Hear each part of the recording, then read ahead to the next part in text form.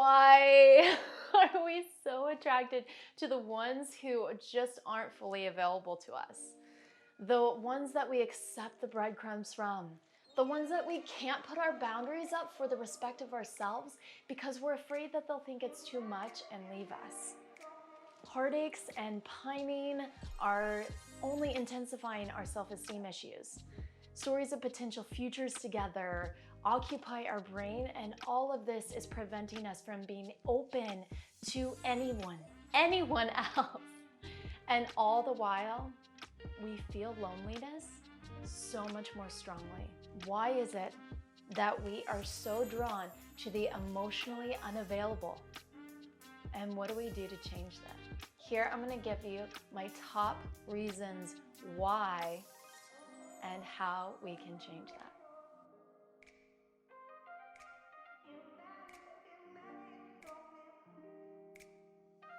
It's safe for us, and it coddles our own issues surrounding intimacy.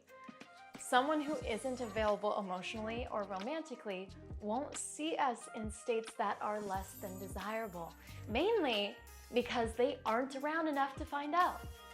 Maybe we only make ourselves available when we are super sparkly and fun. Or maybe these are long distance relationships that are always super hot and sexy and fantastical vacations from the reality of our lazy ass who most typically stays at home in our sweats with orange Cheeto dust on our hands watching Love is Blind while we hide away from the world.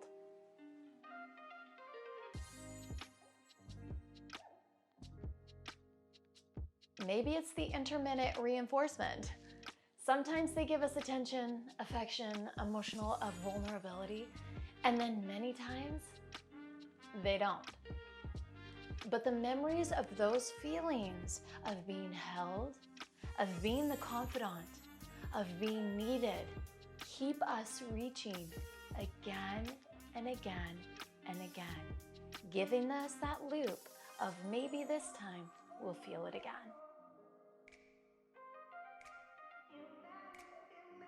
Maybe it's that we want to save them. We want to show them the light. We want to show them what life and love could be like with us. We know of their dark past, their struggles in childhood, their struggles with themselves and their own self-worth. And we have this desire to be that person who can heal them. We know that our love can hold them as well as ourselves.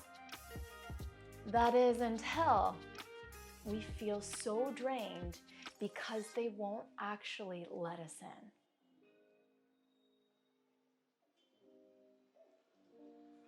Or maybe it's because they're not needy.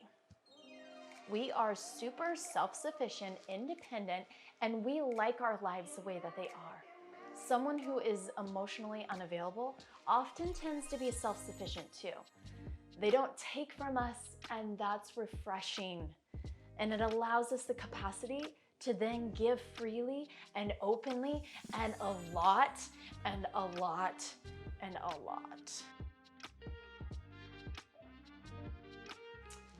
And maybe it's because we don't want to appear needy. We stay quiet about the things that are bothering us. We don't ask to be comforted. We don't ask for anything. To ask might mean to us that we're high maintenance. And to be high maintenance may be way more work than this person wants to or is willing to do. Or so we tell ourselves in our head and keep ourselves from being able to create the exact relationship that we want.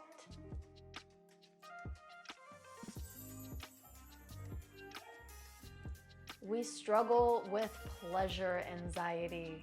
We start to feel good, whether that's physical, mental, or emotional, and we close up. We clamp down.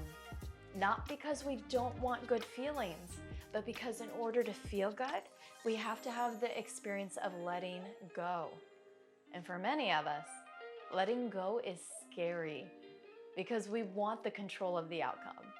We are afraid that if we relax our grip, we might not get what we want. We shift into the default giving role because that's where we feel more comfortable, where we feel more powerful, and that's where we have the most power. Kinda.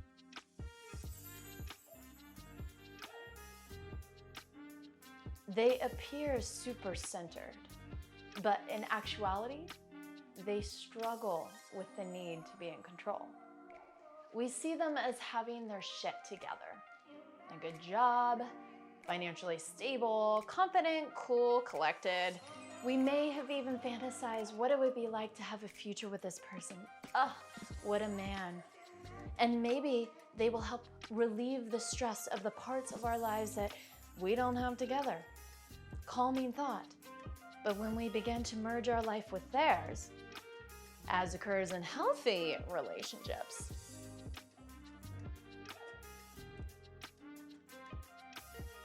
maybe disconnection runs in our family. How close are we with our families? Really? Maybe we get along fine, but are we emotionally intimate? Are we open with them? Family is the foundation from which we build our understanding of relating to others. And if our family's mode of operation is to avoid conflict, to not communicate, not bring things up, and just brush them under the rug, then this is going to imprint on our brain and affect how we formulate relationships moving forward.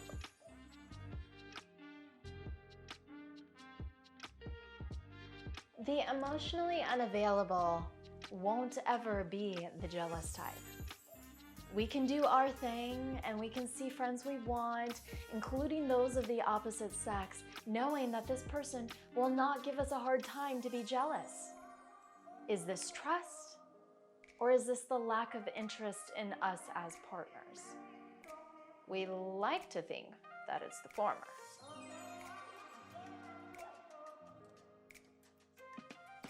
What's unavailable in real time, we replace with fantasy, which is always perfect. We create stories in our head and play through scenes of passion, of love, of excitement, bonding, but they aren't really occurring outside the containment of our own head. And these fantasies are what's keeping us in this position with the hope of it happening sometime in the future. But is it? Maybe you're on the other side of the screen, nodding your head, maybe major sighs of realization, maybe we're hyperventilating into a paper bag, maybe you slump down into your seat, and baby, I just want you to know that you're not alone, nor are you helpless in this pattern. Here are some steps that you can take to help you move forward into more loving, intimate relationships and breaking this cycle of non-availability. First, we need to know what our boundaries are and stick with them. So create a list of what you want in your relationship and a list of what you won't put up in a relationship. Think this is the same list? Probably not. We may find that we have already been bending our boundaries to accommodate this other person, which is how we got here in the first place. Boundaries and knowing how much we're willing to give and then giving no more is a form of love. As much as we want to convince ourselves that this is selfish or we're not deserving or that we can make these things work, to come back to these boundaries communicates to other people how to love us. We need to know how we want to feel in relationship. Maybe it's the feeling of complete surrender in someone's arms, knowing we're safe. Can we bring this sensation into our body experience? These are what we're looking for, not the buzzing feeling of anxiety in our chest or the tension from walking around on eggshells just to maintain a relationship that actually isn't working but is destroying us from the inside out. Self-study. Get to know yourself by tuning into the core beliefs that you hold around what it means to be in relationships, around your own self-worth, around how you believe other people should be treating you, because this is being reflected in your behaviors. And not until we're conscious of these inner dialogues that we hold about ourselves can we even begin to give the chance to change these. We can look at our own family. Yay! How did our parents show affection and love towards each other? How did they show it for us? Were they capable of meeting each other's needs, or were they manipulative around it? You know, our family creates the foundation of how we can relate to the world. And yes, this changes over time, given all the other experiences that we have in our lives. Yet in childhood, these experiences imprint on our brain and affect how we see ourselves and the world around us, thus influencing our behaviors. We can learn to speak for our needs. If they are refused, then we can remind ourselves that this is nothing personal. When we feel a sensation, whether it's a flutter in the stomach, a sinking feeling in our chest, or our racing heart, we can call it out. We can bring it forth vulnerably, even if we don't know what it is. This creates an opening for dialogue to explore within what this could be or what could be causing the body's reactions. At the same time, when we need someone to be there for us, when we need comfort or when we need affection, can we ask for it? We're humans who have needs, and this is okay. Being high maintenance is better than being someone who doesn't speak up for themselves and just avoids conflict. And if the other person refuses our request, we simply need to consider whether this is a bottom line for us, whether this is a healthy relationship for us, and what we can do to be able to make sure that we are met. Just as important as it is for us to be able to ask for our needs to be met and be vulnerable and lean into another person, it's also super important for us to be able to learn how to take care of our own needs. Let us be our own beloved and allow this to radiate out from our bodies. This is so attractive to people, especially mature, emotionally available people who also are able to take care of themselves. Maybe we need to take some time and really assess our own worth and remind ourselves that we can survive in this world without them. We will get through this, as uncomfortable as it is, and we will be more than okay. We are actually creating space for that right person or persons to come in to that.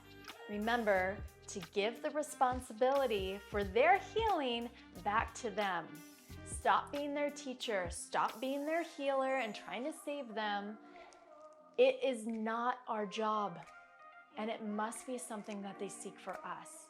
If it's not intrinsic for them, it's not gonna last, or they become dependent on us to be that for them. Understand that they are perfectly fine without the life that we want for them to have.